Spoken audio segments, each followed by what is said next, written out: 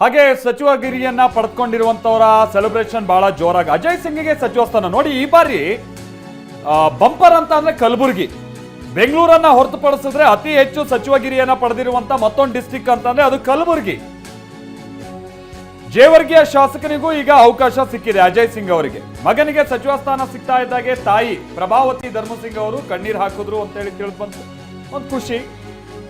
ಪತಿ ಕೂಡ ಮುಖ್ಯಮಂತ್ರಿ ಆಗಿದ್ದಂಥವ್ರು ಧರ್ಮ್ ಸಿಂಗ್ ಅವರು. ಈಗ ಮಗ ಕೂಡ ಸಚಿವಗಿರಿ ಪಡಿತಾ ಇದ್ದಾರೆ. ಆ ಖುಷಿ ನೋಡಿ ಅವರಲ್ಲಿ ಗೊತ್ತಾಗ್ತಾ ಇದೆ ಅಲ್ಲಿ.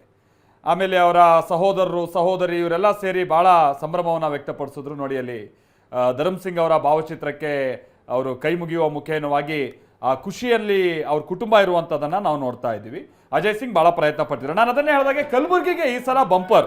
ಯಾಕಂತ ಅಂದರೆ ಒಂದು ಅಜಯ್ ಸಿಂಗ್, ಎರಡನೇದಾಗಿ ಪ್ರಿಯಾಂಕ್ ಖರ್ಗೆ ಅವರು, ಮೂರನೇದಾಗಿ ಸೇಡಂನ ಶಾಸಕರು ಶರಣ ಪ್ರಕಾಶ್ ಪಾಟೀಲ್ ಅವರು ಮೊನ್ನೆ ಮೊದಲ ಲಿಸ್ಟಲ್ಲೇ ಪ್ರಮಾಣ ವಚನ ಸ್ವೀಕರಿಸಿದ್ದಾರೆ.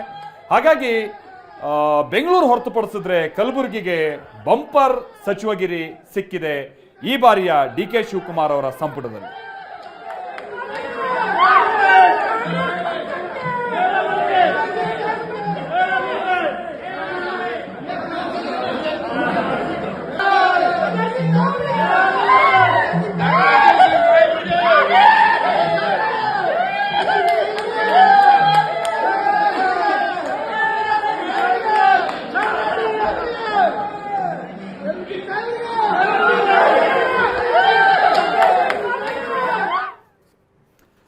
ಹೀಗೆ ಕಲಬುರಗಿಗೆ 3 ಸಚಿವ ಸ್ಥಾನ ಸಿಕ್ಕಿದೆ. ಬೆಂಗಳೂರಿಗೆ ಬಹುತೇಕ 5 ಸಚಿವ ಸ್ಥಾನ ಸಿಕ್ಕಂಗಾಯ್ತು. ಇನ್ನು ಬೆಳಗಾವಿಗೆ 2 ಸಚಿವ ಸ್ಥಾನ ಮಾತ್ರ ಸಿಕ್ಕಂಗಾಯ್ತು. ಬಹುಶಃ ಲಕ್ಷ್ಮೀ ಹೆಬ್ಬಾಳ್ಕರ್ ಅವರು, ಅಶೋಕ್ ಪಟ್ಟಣ್ ಎಲ್ಲ ಬಹಳ ಪ್ರಯತ್ನದಲ್ಲಿದ್ರು, ಅವರಿಗೆ ಅದು ಸಿಕ್ಕಿಲ್ಲ.